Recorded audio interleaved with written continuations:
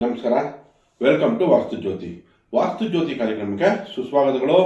ವಾರ ಭವಿಷ್ಯ ನೋಡಿ, ನಮಗೆ ಜನವರಿ 25ರಿಂದ ಜನವರಿ 31 ತನಕ ಈ ವಾರದಲ್ಲಿ ಯಾವ್ಯಾವ ರಾಶಿಯವರಿಗೆ ಏನೇನು ಫಲ ಇದೆ ಅಂತ ತಿಳ್ಕೊಳ್ಳೋಣ. ಅದಕ್ಕೂ ಮುಂಚೆ ನಮಗೆ ಯಾವ ರಾಶಿ ಅಥವಾ ಪರಿಸರದಲ್ಲಿ ಗ್ರಹಗಳು ಏನೇನು ಫಲ ಕೊಡುತ್ತೆ ಅಂತ ನೋಡೋಣ. ಮೊದಲನೇದಾಗಿ ಗುರು ಮಿಥುನ ರಾಶಿಯಲ್ಲಿಯೋ, ಸಿಂಹ ರಾಶಿಯಲ್ಲಿ ಕೇತು, ನಂತರ ನೋಡಿ 4 ಗ್ರಹಗಳು, ಅದರಲ್ಲೂ ಕುಜ ಉಚ್ಚ ಸ್ಥಿತಿಯಲ್ಲಿ ಮಕರ ರಾಶಿಯಲ್ಲಿದೆ. ಕುಜನ ಜೊತೆ ಶುಕ್ರ ಇದೆ, ಸೂರ್ಯ ಇದೆ, ಬುಧ ಇದೆ. ಸೊ 4 ಗ್ರಹಗಳು ನಮಗೆ ಇಲ್ಲಿ ಮಕರ ರಾಶಿಯಲ್ಲಿ ನೋಡ್ಬೋದು. ನೋಡಿ, ಭೂತತ್ವ ಆಗುತ್ತೆ, ಸ್ಟೆಬಿಲಿಟಿ ಕೊಡುತ್ತೆ. ಸೊ ಕುಜ ಇಲ್ಲಿ ನಿಮಗೆ ಹುಚ್ಚನಾಗಿರ್ತಾನೆ. ನಂತರ ಕುಂಭರಾಶಿಯಲ್ಲಿ ರಾಹು, ವಾಯು ತತ್ವ ಕಂಫರ್ಟಬಲ್ ಆಗಿದೆ ರಾಹು ಕೂಡ. ಹಾಗೆ ಮೀನ ರಾಶಿಯಲ್ಲಿ ಶನಿ ಸಂಚಾರ ನಡೀತಾ ಇದೆ. ಸೊ ಇದು ಈಗ ಈ ವಾರದಲ್ಲಿ ಗ್ರಹ ಗೋಚರಿಸುತ್ತಿರುವ ಸ್ಥಳ ಅಥವಾ ಪರಿಸರಗಳು. ನಂತರ ನಮಗೆ ಈಗ ಮುಹೂರ್ತ ಫಲ ನೋಡೋಣ. ಈ ವಾರದಲ್ಲಿ ಯಾವ್ಯಾವ ಶುಭ ದಿನ ಇದೆ, ಯಾವ್ಯಾವ ನಕ್ಷತ್ರದವರು ಈ ಶುಭ ಕಾರ್ಯಗಳನ್ನು ಆ ದಿನ ಮಾಡ್ಕೋಬಹುದು ಅಂತ. ಮೊದಲನೇದಾಗಿ ನಮಗೆ ಜನವರಿ 25 ಸಪ್ತಮಿ ರೇವತಿ ಭಾನುವಾರ. ಸೊ ಅಶ್ವಿನಿ, ಕೃತಿಕಾ, ಮೃಗಶಿರ, ಪುನರ್ವಸು, ಪುಷ್ಯ, ಮಘ, ಉತ್ತರ ಫಾಲ್ಗುಣಿ, ಚಿತ್ತ, ವಿಶಾಖ, ಅನುರಾಧ, ಮೂಲ, ಉತ್ತರಾಷಾಢ, ಧನಿಷ್ಠ, ಪೂರ್ವಭಾದ್ರ, ಉತ್ತರಭಾದ್ರ ನಕ್ಷತ್ರದವರು ಜನವರಿ 25ನೇ ತಾರೀಕು ನೀವು ಶುಭ ಕಾರ್ಯಗಳನ್ನ ಮಾಡ್ಕೋಬಹುದು. ನಂತರ 28ನೇ ತಾರೀಕು ದಶಮಿ ಬರುತ್ತೆ, ಕೃತಿಕಾ ನಕ್ಷತ್ರ ಭಾನುವಾರ. ಸೊ ಕೃತಿಕಾ ನಕ್ಷತ್ರದ ಬೀಳ್ತಾ ಇರೋದ್ರಿಂದ ಆ ನಕ್ಷತ್ರಕ್ಕೆ ಯಾವ್ಯಾವ ನಕ್ಷತ್ರದವ್ರು ಆಗಿ ಬರುತ್ತೆ ಅಂದ್ರೆ ಅಶ್ವಿನಿ, ಭರಣಿ, ರೋಹಿಣಿ, ಆರಿದ್ರ, ಪುಷ್ಯ, ಮಘ, ಪೂರ್ವ ಫಾಲ್ಗುಣಿ, ಹಸ್ತ, ಸ್ವಾತಿ, ಅನುರಾಧ, ಮೂಲ, ಪೂರ್ವಾಷಾಢ, ಶ್ರವಣ, ಶತಮಿಷ, ಉತ್ತರಾಭಾದ್ರ ನಕ್ಷತ್ರದವ್ರಿಗೆ 28ನೇ ತಾರೀಕು ದಶಮಿ ಶುಭ ಕಾರ್ಯಗಳನ್ನ ಮಾಡ್ಕೋಬಹುದು. ಹಾಗೆ 30ನೇ ತಾರೀಕು ಬಂದಾಗ ದ್ವಾದಶಿ ಬರುತ್ತೆ, ಆರಿದ್ರ ನಕ್ಷತ್ರ ಶುಕ್ರವಾರ ಬೀಳ್ತಾ ಇದೆ. ಸೊ ಅವತ್ತಿನ ದಿನ ಆರಿದ್ರ ನಕ್ಷತ್ರದವರು ಬೀಳ್ತಾ ಇರೋದ್ರಿಂದ ಯಾವ ನಕ್ಷತ್ರದವ್ರಿಗೆ ಶುಭ ಆಗುತ್ತೆ ಅಂದ್ರೆ ನೋಡಿ, ಪುನರ್ವಸು, ಆಶ್ಲೇಷ, ಪೂರ್ವ ಫಾಲ್ಗುಣಿ, ಹಸ್ತ, ಚಿತ್ತ, ವಿಶಾಖ, ಜ್ಯೇಷ್ಠ, ಪೂರ್ವಾಷಾಢ, ಶ್ರವಣ, ಧನಿಷ್ಠ, ಪೂರ್ವಭಾದ್ರ, ರೇವತಿ, ಭರಣಿ, ರೋಹಿಣಿ, ಮೃಗಶಿರ ನಕ್ಷತ್ರದವರು ಅವತ್ತಿನ ದಿವಸ ಶುಭ ಕಾರ್ಯಗಳನ್ನ ಮಾಡ್ಕೋಬಹುದು. ಸೊ ಈಗ ನಮಗೆ ಮುಹೂರ್ತ ಭಾಗ ಆಯಿತು. ನಾವಿವಾಗ ದ್ವಾದಶ ರಾಶಿ ಫಲಗಳನ್ನ ತಿಳ್ಕೊಳ್ಳೋಣ. ನೋಡಿ, ಮೊದಲನೇದಾಗಿ ಮೇಷರಾಶಿ. ಮೇಷರಾಶಿಯವರಿಗೆ 4 ಗ್ರಹಗಳು, ಅದರಲ್ಲೂ ರಾಶ್ಯಾದೀಪ ಕೇಂದ್ರದಲ್ಲಿ ಉಚ್ಚ ಅಂದ್ರೆ ಪಾಸಿಟಿವ್ ಕೂತಿದೆ. ಸೊ ಇವಾಗ ನಿಮಗೆ ಕೆಲಸ ಕಾರ್ಯಗಳಲ್ಲಿ, ಅಧಿಕಾರಿಗಳಲ್ಲಿ ಮೇಲಧಿಕಾರಿಯಿಂದ ಮೆಚ್ಚುಗೆ, ಹೊಸ ಕೆಲಸ ಹುಡುಕ್ತಾ ಇದ್ರೆ ಅದಕ್ಕೆ ತುಂಬಾ ಚೆನ್ನಾಗಿದೆ. ನೋಡಿ, ಕುಜನ ಜೊತೆ ಬುಧನೂ ಸೇರಿದೆ.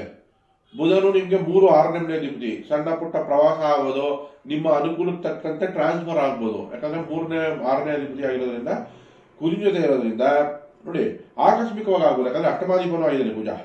ಅದೇ ತರನೇ ಮೇಷರಾಶಿಯವರಿಗೆ ಸೂರ್ಯ ಕೂಡ ಅಲ್ಲೇ ಇದ್ದಾರೆ. ಸೊ ನಿಮ್ಗೆ ಪಂಚಮಾಧಿಶ ಆಗಿ ಸೂರ್ಯ ಯಾವಾಗ ಕುಜನ ಜೊತೆ ಸೇರ್ಕೊಂಡಿರುತ್ತೋ, ಅಷ್ಟಮಾಧಿಪನ ಜೊತೆ ಸೇರ್ಕೊಳ್ಳುತ್ತೋ, ಇಲ್ಲಿ ನಮ್ಗೆ ಎಚ್ಚರಿಕೆ ವಹಿಸಬೇಕಾಗಿರೋದು ನಿಮ್ಗೆ ವಿದ್ಯಾಭ್ಯಾಸದಲ್ಲಿ, ನಂತರ ಲವ್ ಲೈಫ್ ಅಂದ್ರೆ ಪ್ರೀತಿ ಪ್ರೇಮ ಸಾಮರಸ್ಯದಲ್ಲಿ ಸ್ವಲ್ಪ ಎಚ್ಚರಿಕೆ ವಹಿಸಬೇಕು. ಕೆಲಸ ಕಾರ್ಯಗಳಲ್ಲಿ ತುಂಬಾ ಚೆನ್ನಾಗಿ ರಿಸಲ್ಟ್ ಕೊಡುತ್ತೆ. ನಂತರ ನಿಮ್ಗೆ ನೋಡಿ, ಶುಕ್ರ ಕೂಡ 10ನೇ ಮನೆಯಲ್ಲಿದೆ. ಸ್ಥಾನ ಪಲ್ಲಟ ಅಂದ್ರೆ ಕೆಲಸ ಕಾರ್ಯಗಳಲ್ಲಿ ಸ್ವಲ್ಪ ಒತ್ತಡಗಳು ಹೆಣ್ಮಕ್ಳಿಂದ ಆಗ್ಬೋದು. ಸೊ ಅದಕ್ಕೆ ಎಚ್ಚರಿಕೆ ವಹಿಸಿ. ನಂತರ ನಾವು ಓವರಾಲ್ ತಗೊಂಡ್ರೆ ಅಧಿಕಾರ, ವ್ಯಾಪಾರ, ವ್ಯವಹಾರ, ವಿದ್ಯಾಭ್ಯಾಸ ಎಲ್ಲದಕ್ಕೂ ತುಂಬಾ ಚೆನ್ನಾಗಿ ರಿಸಲ್ಟ್ ಕೊಡ್ತಾ ಇದೆ ಈ ವಾರದಲ್ಲಿ. ಹಾಗೆ ಮೀನ ರಾಶಿಯಲ್ಲಿ ಯಾವಾಗ ಶನಿ ಸಂಚಾರ ಮಾಡ್ತಾ ಇದೆಯೋ ಅದಕ್ಕೆ ಪರಿಹಾರ ಬೇಕಾಗುತ್ತೆ. ಸೊ ಅದಕ್ಕೆ ಕಬ್ಬಿಣದ ಬಾಳ್ಲಿ ಬರುತ್ತೆ, ಕನ್ಸ್ಟ್ರಕ್ಷನ್ ವರ್ಕರ್ಗೆ ಡೊನೇಟ್ ಮಾಡಿ. ಇಲ್ಲ ಒಂದು ಸ್ಪಾನ್ಸರ್ ಆದರೂ ನೀವು ಮೆಕ್ಯಾನಿಕ್ಗೆ ಕೊಡೋದ್ರಿಂದ ಕೂಡ ನಿಮಗೆ ಶನಿ ಪರಿಹಾರ ಆಗುತ್ತೆ. ಇಲ್ಲಾಂದ್ರೆ ರಾಮ ರಕ್ಷಾ ಸ್ತೋತ್ರ, ಶ್ರೀರಾಮ ರಾಮ ರಾಮೇತಿ ರಮೇ ರಾಮೇ ಮನೋರಮೆ ಸಹಸ್ರನಾಮ ತತ್ಪುಲ್ಯಂ ಶ್ರೀರಾಮನಾಮ ವರಾನನೆ, ಇದನ್ನಾದ್ರೂ ದಿನನಿತ್ಯ ಹೇಳ್ಕೊಡೋದ್ರಿಂದ ಲಾಭಗಳಿದೆ. ಸೊ ಓವರಾಲ್ ಅಂತಂದ್ರೆ ಮೇಷರಾಶಿಯವರಿಗೆ ಈ ವಾರ ಕೆಲಸ ಕಾರ್ಯಗಳೆಲ್ಲ ಅತ್ಯುತ್ತಮವಾಗಿದೆ. ವಿದ್ಯಾಭ್ಯಾಸಕ್ಕಾಗಲಿ ಅಥವಾ ಪರ್ಸನಲ್ ಲೈಫ್ಗೆ ಸ್ವಲ್ಪ ಎಫರ್ಟ್ ಹಾಕಿ, ಒಳ್ಳೆಯದಾಗಲಿ. ವೃಷಭ ರಾಶಿ. ನೋಡಿ, ವೃಷಭ ರಾಶಿಯವರಿಗೆ ನಿಮಗೆ ಭಾಗ್ಯದಲ್ಲಿ 4 ಗ್ರಹಗಳ ವಿಧಿ, ಅದರಲ್ಲೂ ಉಚ್ಚವಾಗಿದೆ. 7th ಲಾರ್ಡ್ ಅಂದ್ರೆ 7ನೇ ಮನೆ ಅಧಿಪತಿ ಯಾವಾಗ 9ಕ್ಕೆ ಹೋಗುತ್ತೋ ವಧುವರ ಅನ್ವೇಷಣೆಗೆ ಈ ವಾರದಲ್ಲಿ ಚಾನ್ಸಸ್ ಚೆನ್ನಾಗಿದೆ. ಮ್ಯಾಚ್ ಆಗೋಕ್ಕೆ, ಹೊಂದಾಣಿಕೆ ಚೆನ್ನಾಗಿದೆ, ಶುಭ ಕಾರ್ಯಗಳು ಚೆನ್ನಾಗಿದೆ. ಅಲ್ಲೇ ರವಿ ಕೂಡ ನಿಮಗೆ 4ನೇ ಮನೆ ಅಧಿಪತಿ ಯಾವಾಗ 9ನೇ ಮನೆಗೆ ಹೋಗುತ್ತಾ ಆಗ ಮನೆ ಖರೀದಿಗೋ, ಫ್ಲಾಟ್ ಖರೀದಿಗೋ, ಅಥವಾ ಮನೆ ರಿನೋವೇಷನ್ಗೋ, ಹೊಸ ವಾಹನ ಖರೀದಿಗೆ, ಈ ತರ ವಿಷಯಗಳಿಗೆ, ಅಥವಾ ತಾಯಿ ಆರೋಗ್ಯ ವೃದ್ಧಿಗೆ, ಈ ತರ ವಿಷಯಗಳಿಗೆ ತುಂಬಾ ಚೆನ್ನಾಗಿದೆ. ಹಾಗೆ ನೋಡಿ, 2 ಮತ್ತು 5ನೇ ಮನೆ ಅಧಿಪತಿ 9ಕ್ಕೆ ಹೋದಾಗ ನಿಮಗೆ ವಿದ್ಯಾಭ್ಯಾಸದಲ್ಲೂ ಅನುಕೂಲ ಮಾಡಿಕೊಡುತ್ತೆ. ಮಕ್ಕಳ ಅಭಿವೃದ್ಧಿನೂ ಆಗುತ್ತೆ. ಮಕ್ಕಳು ಯಾವ್ದಾರ ಸ್ಪೋರ್ಟ್ಸ್ ಅಲ್ಲಿ ಇದ್ರೆ ಅದರಲ್ಲಿ ಒಳ್ಳೆ ಅಚೀವ್ಮೆಂಟ್ ಮಾಡೋಕ್ಕೂ ಚೆನ್ನಾಗಿರುತ್ತೆ. ಯಾಕಂದ್ರೆ ಉಚ್ಚ ಕುಜಿನ ಜೊತೆ ಇದೆ. ಜೊತೆಗೆ ವಧುವರ ಹೊಂದಾಣಿಕೆಗೂ ಚೆನ್ನಾಗಿದೆ. ಗುರು 2ನೇ ಮನೆಯಲ್ಲಿ ಸಂಚಾರ ಮಾಡ್ತಾ ಇರೋದ್ರಿಂದ ಶುಭ ಕಾರ್ಯಗಳಿಗೆ ಅನುಕೂಲ. ಸೊ ಓವರ್ ಆಲ್ ತಗೊಂಡ್ರೆ ಈ ವಾರದಲ್ಲಿ ವೃಷಭ ರಾಶಿಯವರಿಗೆ ನೋಡಿ 11ನೇ ಮನೆ ಶನಿನೂ ಇರೋದ್ರಿಂದ ಓವರ್ ಆಲ್ ತುಂಬಾ ಚೆನ್ನಾಗೇ ಇದೆ. ಕೇತು ಪರಿಹಾರ ಒಂದು ಅಗತ್ಯ ಇದೆ. ಯಾವಾಗ ನಮಗೆ 4ನೇ ಮನೆ ಕೇತು ಇದ್ದಾಗ ಸ್ವಲ್ಪ ಮಾನಸಿಕ ಒತ್ತಡ ಬರೋ ಚಾನ್ಸಸ್ ಇರುತ್ತೆ. ಹಾಗಾಗಿ ಕೇತುಗೋಸ್ಕರ ಫಲಾಶಿ ಪುಷ್ಪ ಸಂಕಾಶಂ ತಾರಕಾಗ್ರಹಮಸ್ತಕಂ ರೌದ್ರಂ ರೌದ್ರಾತ್ಮಕಂ ಘೋರಂ ತಂ ಕೇತುಂ ಪ್ರಣಮಾಮ್ಯಂ ಈ ಮಂತ್ರಗಳು ಹೇಳ್ಕೊಳ್ಳೋದ್ರಿಂದ ಖಂಡಿತ ಅನುಕೂಲ ಆಗುತ್ತೆ, ಒಳ್ಳೆಯದಾಗಲಿ.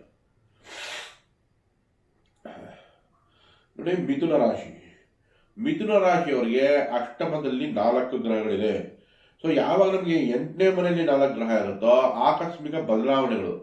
ನೋಡಿ ಸೂರ್ಯ ಪೂಜೆ ಎರಡೂ ಅಷ್ಟಮದಲ್ಲೇ ಇರೋದ್ರಿಂದ ನಿಮಗೆ ಆಕಸ್ಮಿಕವಾಗಿ ನೋಡಿ ಶುಕ್ರನೂ ಅಲ್ಲೇ ಇದೆ, ಬುಧನೂ ಅಲ್ಲೇ ಇದೆ. ಬುಧ ಶುಕ್ರನ್ ಇಬ್ರು 8ನೇ ಮನೆಯಲ್ಲಿ ಶುಕ್ರ ಆಕಸ್ಮಿಕ ಧನಲಾಭ ಅಥವಾ ಶುಭ ಸುದ್ದಿ ಕೊಡುತ್ತೆ.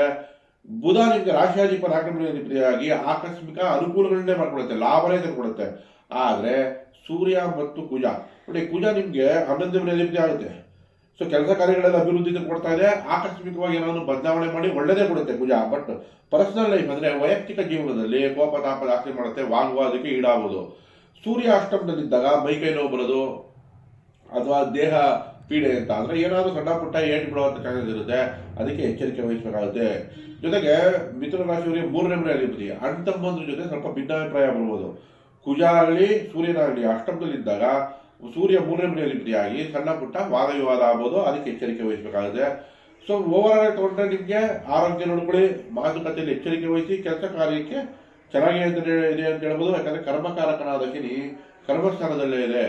ಜೊತೆಗೆ ಭಾಗ್ಯದಲ್ಲಿ ರಾಹು ಇದ್ರೆ ಇಂಪೋರ್ಟ್ ಎಕ್ಸ್ಪೋರ್ಟ್ ಮಾಡೋರಿಗೆ, ಡಿಜಿಟಲ್ ಮಾರ್ಕೆಟಿಂಗ್ ಅಲ್ಲಿರೋರಿಗೆ ಅಥವಾ ಟ್ರಾವೆಲ್ ಮಾಡೋರಿಗೆ ಇಂಥವ್ರಿಗೆಲ್ಲ ತುಂಬ ಚೆನ್ನಾಗಿದೆ.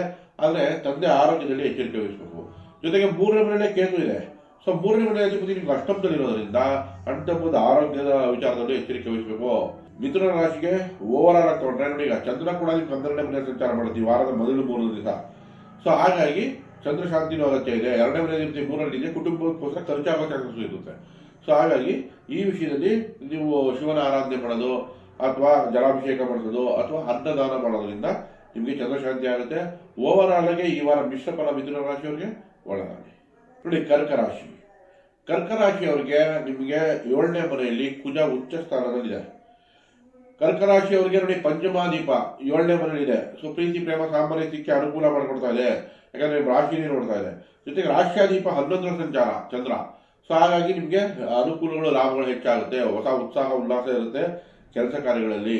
ಶುಕ್ರ ಕೂಡ 7ನೇ ಮನೆಯಲ್ಲಿ ನಿಮಗೆ ಹಣಕಾಸು ಚೆನ್ನಾಗಿದೆ, ಆದರೆ ಪ್ರೀತಿ ಪ್ರೇಮ ಸಾಮರಸ್ಯದಲ್ಲಿ ಸ್ವಲ್ಪ ಹಿನ್ನಡೆ ಆಗೋ ಚಾನ್ಸಸ್ ಇರುತ್ತೆ. ಇನ್ನು ಬುಧ ನೋಡಿ ನಿಮಗೆ ಈ ಕರ್ನಾಟಕ ರಾಶಿಯವರಿಗೆ 3 ಮತ್ತು 12ನೇ ಮನೆ ಅಧಿಪತಿ. ಸೊ ಪ್ರಯಾಣಗಳಿಗೆ, ದೂರ ಪ್ರವಾಸಕ್ಕೆ ಅದಕ್ಕೆ ಅನುಕೂಲ ಮಾಡಿಕೊಡುತ್ತೆ. ನೋಡಿ ಕರ್ನಾಟಕ ರಾಶಿಯವರಿಗೆ ಭಾಗ್ಯದಲ್ಲಿ ಶನಿ ಸಂಚಾರ, ಹಾಗಾಗಿ ಅದೃಷ್ಟಗಳ ಕೊರತೆ ಇರುತ್ತೆ. ಜೊತೆಗೆ ನಮಗೆ ಇಲ್ಲಿ ಕರ್ನಾಟಕ ರಾಶಿಯವರಿಗೆ ರೆಮಿಡಿ ಅಂದರೆ ಪರಿಹಾರ ಯಾವುದಕ್ಕೆ ಬೇಕು ಅಂದರೆ ಕೇತು 2 ಅಷ್ಟಮ ರಾಹು. ಹಾಗಾಗಿ ರಾಹು ಕೇತುಗಳಿಗೆ ಪರಿಹಾರ ಮಾಡ್ಕೊಳ್ಳಿ. ಉದ್ದಿನ ಬೇಳೆ ದಾನ ಕೊಡೋದಾಗಲಿ ಅಥವಾ ಬೀದಿನ ಆಹಾರ ನೀಡೋದ್ರಿಂದ ರಾಹು ಕೇತು ಪರಿಹಾರ ಆಗುತ್ತೆ. ಮುಖ್ಯವಾಗಿ ನಾವಿಲ್ಲ ನೋಡಬೇಕಾಗಿರೋದೇನು ಅಂದರೆ ಕೆಲಸ ಕಾರ್ಯಗಳಿಗೆ ಅನುಕೂಲ ಮಾಡಿಕೊಡುತ್ತೆ ಯಾವಾಗ ಸೂರ್ಯ ಮತ್ತು ಕುಜ ಉಚ್ಚ ಕುಜ ಈ ಸಪ್ತಮದಲ್ಲಿದ್ದಾಗ. ಆದರೆ ಹಾಗೆ ಯಾವಾಗ ಕುಜಿನ ದೃಷ್ಟಿ ನಿಮ್ಮ ರಾಶಿ ಮೇಲೆ ಬೀಳುತ್ತೋ ಕೋಪ ಜಾಸ್ತಿ ಆಗುವಂಥ ಚಾನ್ಸಸ್ ಇರುತ್ತೆ. ಅದಕ್ಕೋಸ್ಕರ ಕುಜ ಶಾಂತಿ ಅಗತ್ಯ. ತೊಗರಿ ಬೇಳೆ ಬೆಲ್ಲನ ಸುಬ್ರಹ್ಮಣ್ಯ ದೇವಸ್ಥಾನದಲ್ಲಿ ಕೊಡೋದ್ರಿಂದ ತಕ್ಕ ಮಟ್ಟಿಗೆ ಅನುಕೂಲ ಆಗುತ್ತೆ. ಓವರ್ ಆಲ್ ತಗೊಂಡ್ರೆ ಕರ್ನಾಟಕ ರಾಶಿಗೆ ಈ ವಾರ ಮಿಶ್ರ ಫಲ, ಒಳ್ಳೆಯದಾಗಲಿ. ದಯವಿಟ್ಟು ಈ ವಿಡಿಯೋ ಇಷ್ಟ ಆಗಿದ್ದಲ್ಲಿ ಲೈಕ್ ಮಾಡಿ, ಶೇರ್ ಮಾಡಿ, ಸಬ್ಸ್ಕ್ರೈಬ್ ಮಾಡಿ. ಧನ್ಯವಾದ.